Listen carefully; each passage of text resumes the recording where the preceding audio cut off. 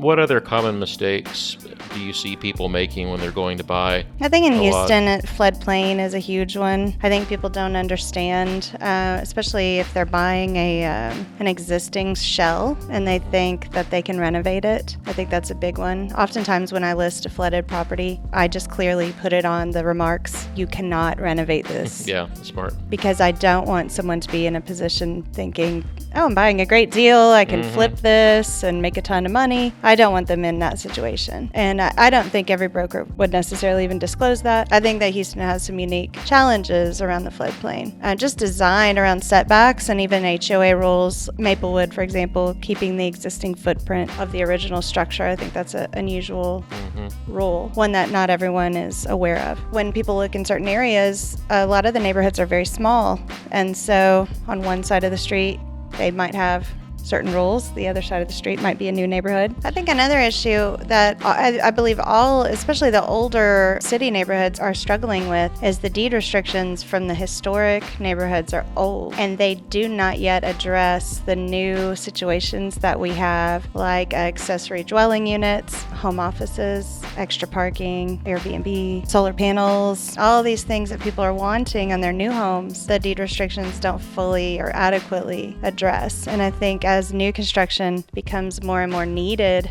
just because of functional obsolescence, those deed restrictions need to have updates. Yeah. And that's an arduous process.